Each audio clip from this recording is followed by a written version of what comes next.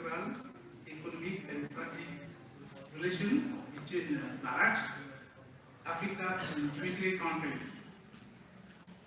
Having said that, I would like to point out that the special relationship between Africa and India is the foundations for lasting and mutually beneficial partnership based on African action and capacity building. In the case of my country,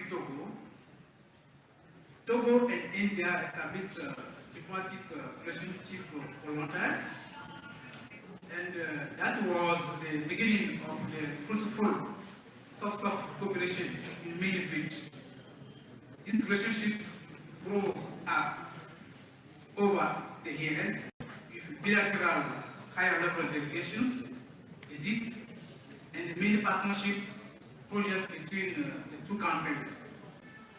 So, I would like to express my sincere thanks to the government of India for the excellent bilateral relationship that exists between the two countries and the support of the government of India in several areas, especially in education, energy, IT, and healthcare, by providing also training and skill development opportunity for Togolese civil servants and students.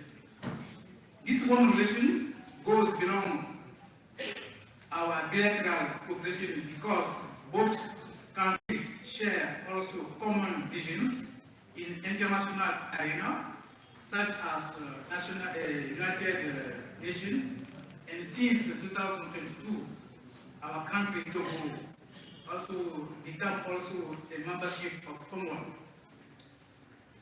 Ladies and gentlemen, India and Africa have shared a rich and multi-faced relationship that span cultural, economic, and strategic dimensions, deeply rooted in history and extending into the contemporary area. This relationship has been shaped by incidents that links colonial history, shared struggle for independence, and a common vision for a post-colonial world order. As like I say, we have, as there is no enough time, I will try to be brief, because this topic I think is, for myself, I like that one. That's why I try to put something in here. So, let's move on. Say that India and Africa relation covers several sectors, as I already mentioned: culture, education, trade, and economic technical cooperation, energy, agriculture, maritime security, peacekeeping, and also professional military training. Let's talk about the cultural aspects. You know, the cultural relation between India and Africa date back to ancient time, when the two countries, I say the two regions, were part of the maritime Silk routes. The trade route facilitates not just the exchange of goods like spices, textile, and precious stones, but also led to cultural exchanges.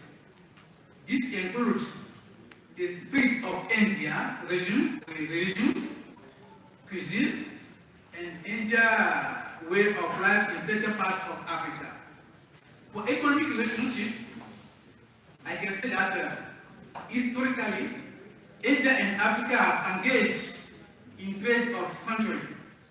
In recent decades, the economic relationship has expanded significantly, and India is now one of Africa's largest trading partners, with a trade encompassing a wide range of sectors, including pharmaceuticals, oil, textile, and machinery.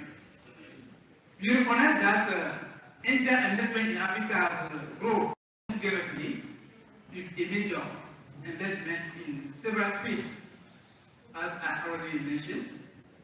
Indian companies view Africa not only as a market for goods, but also as a partner in development with investment aimed at mutual growth. And on development partnership, India has positioned itself as a major development partner for Africa, providing assistance in various forms.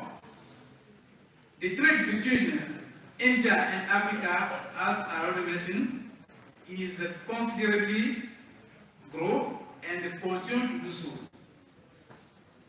Talking about the trade issue, Togo, my country, exports mainly to India include phosphates, plastic, and cotton, and imports also from India include oils, petroleum products, medicine, vehicles, farm staff, and machinery.